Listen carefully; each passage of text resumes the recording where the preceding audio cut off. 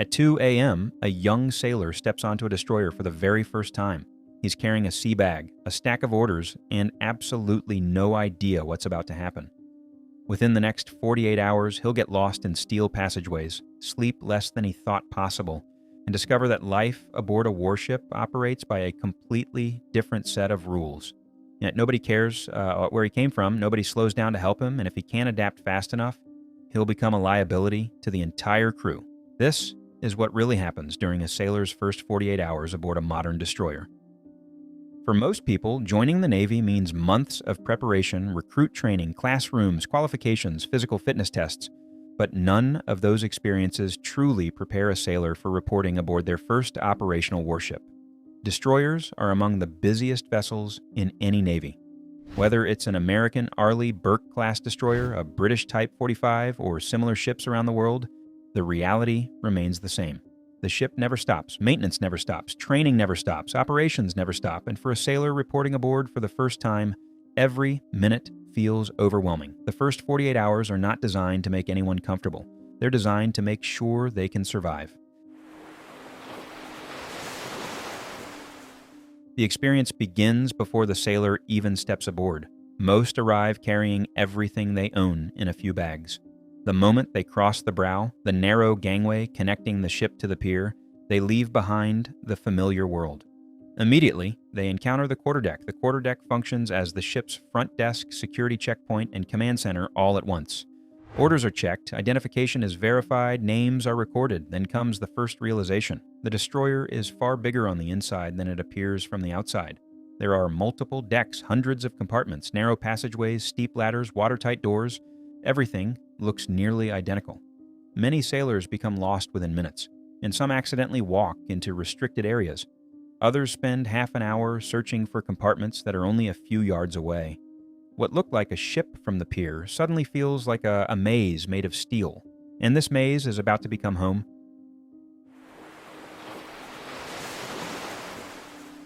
As the sailor is escorted below deck, the environment changes instantly. The fresh sea air disappears. The smell of machinery takes over. Paint, fuel, lubricants, metal. Ventilation systems push air through the ship with a constant mechanical hum. The passageways are narrow. Sometimes two sailors can barely pass each other. Everywhere, there are labels, signs, compartment numbers, and unfamiliar terminology. Nothing is called a hallway. Nothing is called a ceiling. Everything has a different name. Decks, bulkheads, overheads, ladders, scuttles. The sailor quickly discovers they're learning an entirely new language. And unlike school, nobody pauses the lesson. The ship keeps moving. The crew keeps working. The sailor must keep up. Restricted to this little, tinderbox of love. Soon comes one of the most important moments, finding a place to sleep. On a destroyer, personal space is extremely limited. The sailor is assigned a rack. At first glance, it looks less like a bed and more like a compartment. The mattress is narrow, the space overhead is limited, there may be another sailor sleeping directly above and below. For many new arrivals, it's the smallest sleeping area they've ever seen. Everything they own must fit into a small locker. Organization becomes essential. A misplaced item can create problems quickly, and privacy? Privacy practically disappears. The curtain around the rack becomes the closest thing to a personal room. Many sailors later admit that this adjustment is one of the hardest parts of shipboard life. There is no retreat, no private bedroom, no quiet corner. The ship becomes home immediately, whether you're ready or not.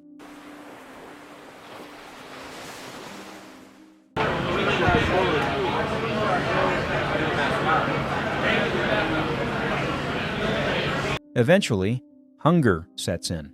The sailor heads to the galley, and for many newcomers, this becomes their first real interaction with the crew. The galley is busy. Sailors arrive and leave constantly. Meals are served on a strict schedule. People eat quickly. Conversations are short. Everyone has somewhere to be. The new sailor quickly learns another lesson. Life aboard a destroyer revolves around efficiency. Nobody lingers. Nobody wastes time. Experienced sailors often spot newcomers immediately.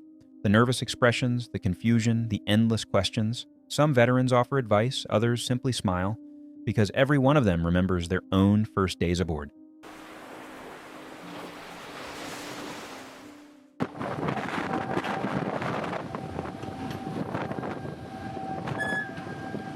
Then comes the administrative marathon. Over the next several hours, the sailor visits department after department, personnel, medical, training, security, supply, their division, their department. Every stop brings more paperwork, more signatures, more instructions, more responsibilities. The process can feel overwhelming, but there is a reason for it. Warships operate on accountability. Every person aboard must be tracked, every qualification verified, every emergency responsibility assigned. By the end of the day, many sailors feel mentally exhausted, and the real challenge hasn't even begun.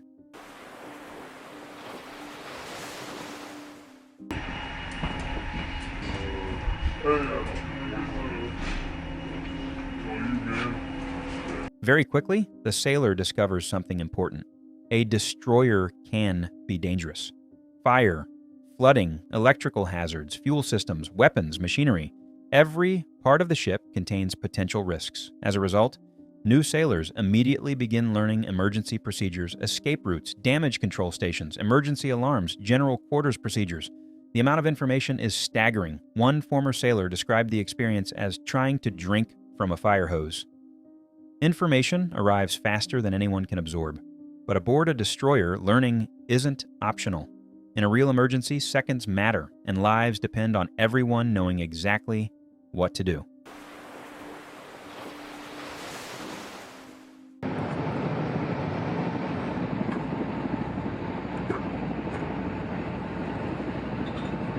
One thing surprises many new sailors: the noise. The ship is never truly quiet. Ventilation systems run constantly. Generators hum below deck. Machinery vibrates through bulkheads. Watertight doors slam shut. Announcements echo through passageways. Jamie Carney, this is Captain. Hey, I want to congratulate you on a very good underway this morning. Even while sleeping, the ship feels alive. At first, many sailors struggle to rest. Every sound feels important. Every vibration feels unusual.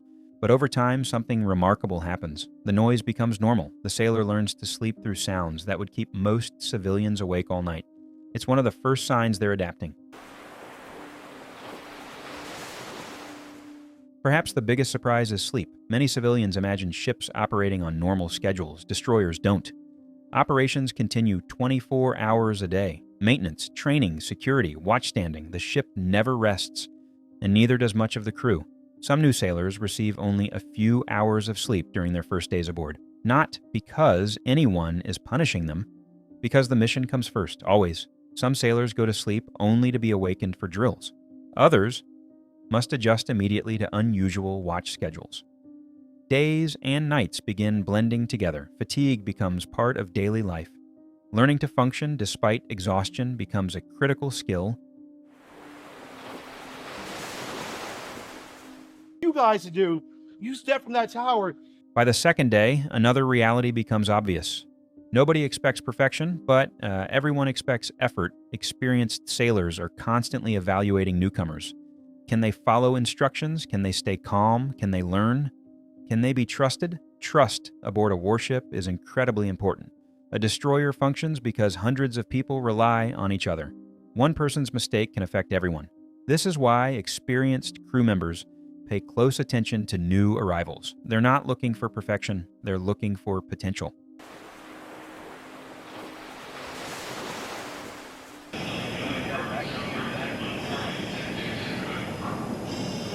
Then comes the moment many sailors never forget, their first drill. Without warning, alarms suddenly sound throughout the ship. The passageways immediately come alive. Crew members begin moving quickly. Instructions echo through the announcing system. The sailor grabs equipment and follows everyone else. For a newcomer, it feels chaotic. People move with purpose. Everyone seems to know exactly where they're going. The new sailor often feels completely overwhelmed, but that is precisely why drills exist. The crew practices repeatedly until their responses become automatic, because in combat or an emergency, there won't be time to think, only time to act.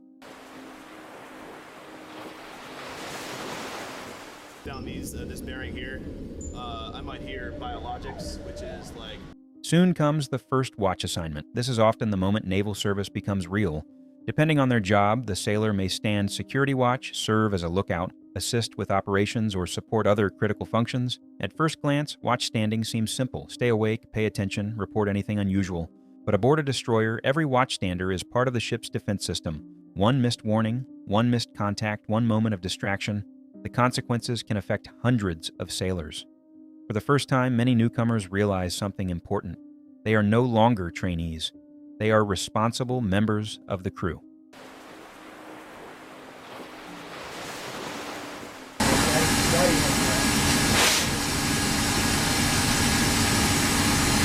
Not everything aboard a destroyer is written down. Every ship develops its own culture, its own traditions, its own unwritten rules. New sailors quickly discover that attitude matters just as much as skill. Do they show up early? Do they help others? Do they take initiative? Do they complain? Experienced sailors notice everything. Many remember exactly how difficult their own first days were. Some become mentors. Others believe newcomers learn best through pressure. Either way, every sailor eventually discovers the same truth. Respect isn't demanded aboard a destroyer. It's earned.